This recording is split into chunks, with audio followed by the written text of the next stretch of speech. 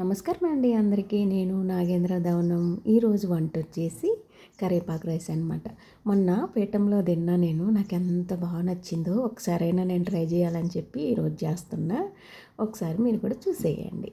నేను ముందుగా ఒక గుప్పెడున్నర కరివేపాకు తీసుకున్నాను అనమాట. నాకు అక్కడ పచ్చిమిరపకాయలు లేవు కాబట్టి నేను ఒక 2-3 ఎండుమిర్చి వేసుకున్నాను అనమాట. 2-3 కాదు, 4 వేసిన తర్వాత కొంచెం అంతా ఉప్పు, కల్లుప్పు వేసి కొంచెం అంటే కొంచెం నీళ్ళు వేసిన చిటికెడు ఇలా మిక్సీ చేసినాను అనమాట. పేస్ట్ లాగా. కొంచెం అల్లం ఉంటే అల్లం కూడా వేసుకుంటే అందులోనే బాగుండిద్ది అనమాట.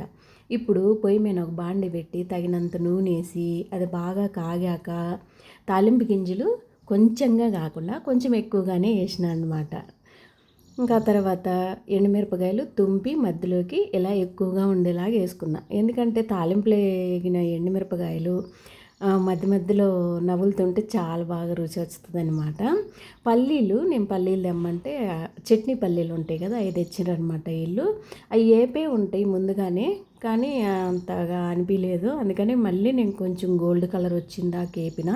అవి వేగాక కొంచెం అంత కరివేపాకు, ఒక స్పూన్ అంతా అల్లం పేస్ట్ వేసిన. అల్లం లేదు కాబట్టి నా దగ్గర. మీ దగ్గర ఉంటే అల్లం దాంట్లోనే వేసి మిక్సీ కొడితే బాగుంటుంది.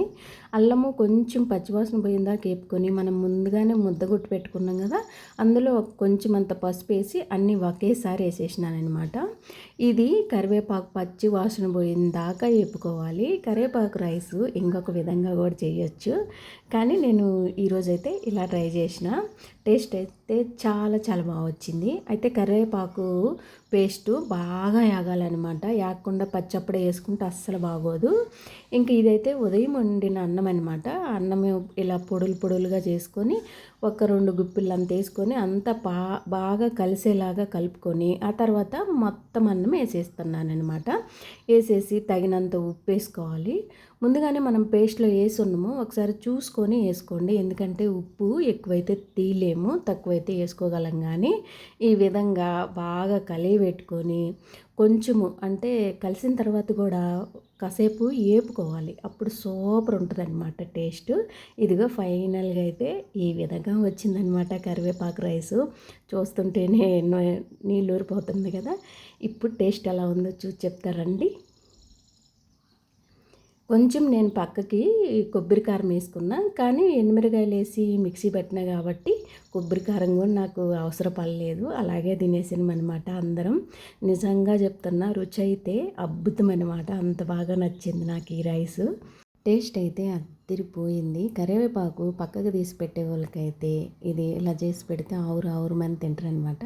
ఇంకా కళ్ళకి, జుట్టుకి రెండుకి చాలా మంచిదంట కరివేపాకు. ఒకసారి ఈ విధంగా ట్రై చేయండి. ఎలా ఉందో కామెంట్ ఇవ్వండి. ఇంతకీ ఈ వీడియో నచ్చిందా? నచ్చినట్టయితే లైక్ చేయండి, షేర్ చేయండి, సబ్స్క్రైబ్ చేయండి. మరొక మంచి వీడియోతో మళ్ళీ కలుస్తా. ఓకేనా? బాయ్.